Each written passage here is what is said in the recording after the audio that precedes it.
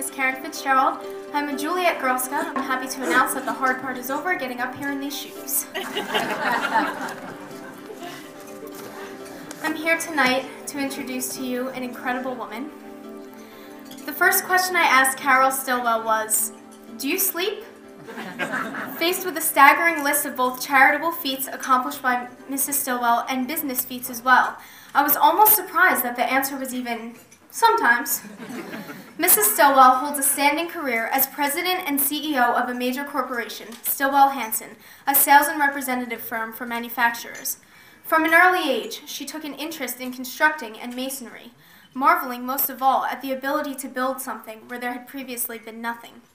Still, what Mrs. Stillwell has built in this community goes far beyond physical blueprints and figures. Where there has been void, she has constructed. When her father was diagnosed with cancer, she noted the need for warmth and comfort in a hospital environment, and thus began serving on the board of trustees for the Riverview Medical Foundation. The first Ride for Riverview event in 1998 fundraised over a series of years over $750,000, money to benefit the Jane H. Booker Cancer Center in New Jersey. Realizing the need for strong mentorship in the community, she chaired the YMCA Strong Kids campaign, which raised just under $1 million for youth outreach programs. In addition, Mrs. Stillwell continues involvement in other organizations such as JDRF, Make-A-Wish, and the Food Bank. The most difficult part about interviewing Mrs. Stillwell is trying to capture her on paper. Reading her biography and reiterating her accomplishments are comparable to looking at a photograph of a river. It is a narrow, limited look at something that stretches far beyond the picture's frame. The most noticeable thing to anyone who speaks to Carol Stillwell is her passionate philosophy in paying it forward. There are people who can write a check, she told me, and that's nice, but then there are people who can give you hope. Hope, encouragement, perseverance, passion. These are the intangibles that have earned Mrs. Stillwell the 2007 Lou Gehrig Humanitarian Award, the 2009 YMCA Distinguished Citizen Award, 2008 Top 10 Women in Business Award, 2010 Food Bank Humanitarian Award, 2011 Jersey Shore Medical Center Award, 2010 Monmouth Medical Center. I'm sorry, what is it?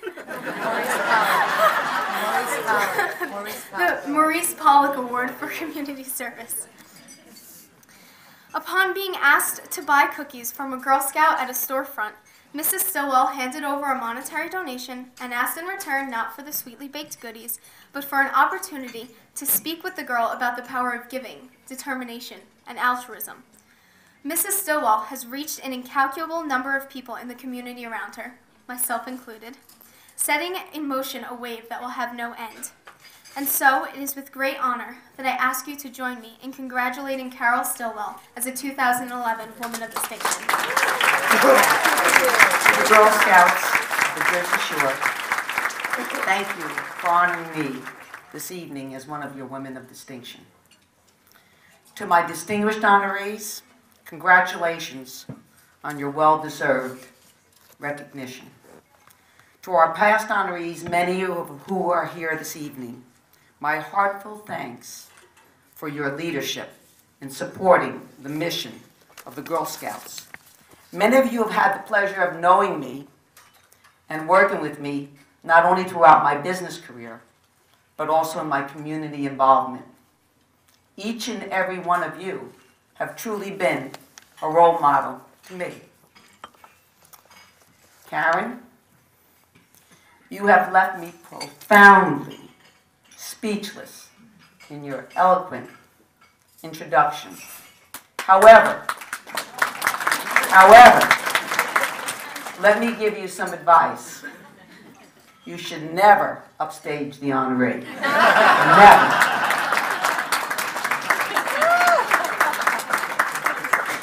In speaking with you the other day, it was so apparent to me that you epitomize the Girl Scout mission. And I know that one day I will be sitting in that audience as you are one of the Women of Distinction. There's no question.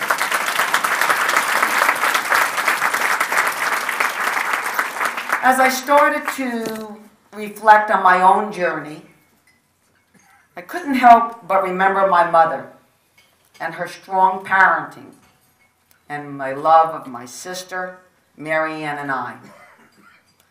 Mom passed away in 2008, and there's not a day that goes by that I don't think of her and the strength that she gave to me when I didn't always believe in myself.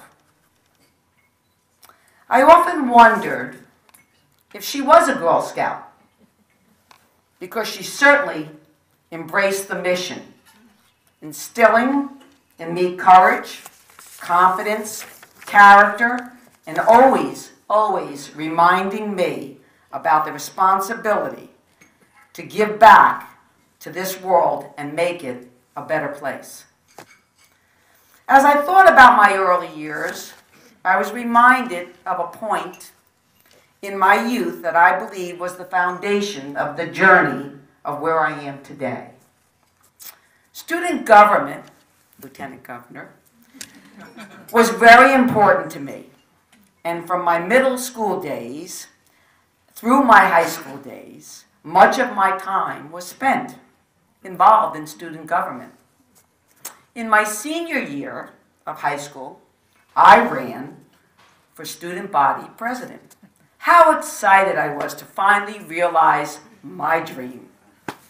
I actually was running unopposed.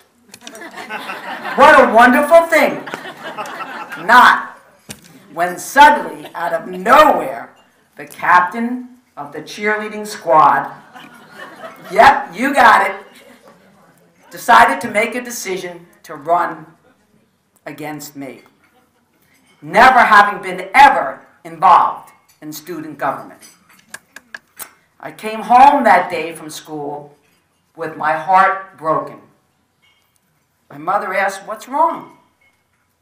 I said, "Mom, forget it. It's all over."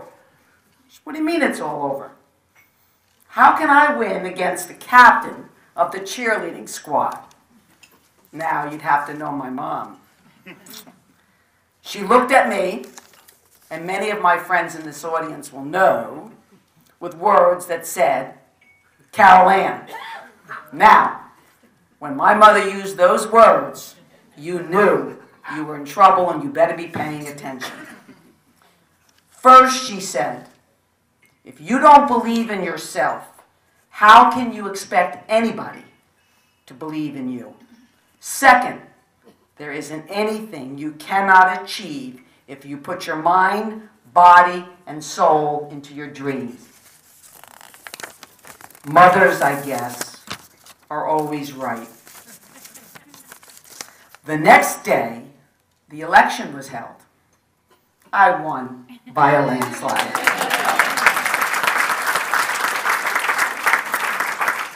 Since there was no money for college, and certainly a desire for me to pursue a career in engineering and construction, I took my mother's guidance to believe in myself, to work hard, and never, ever let go of my dreams.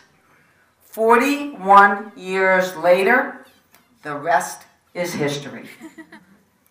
Again, my sincere thanks for this wonderful honor and for all the honorees that are here today. You are wonderful leaders and wonderful examples. Thank you.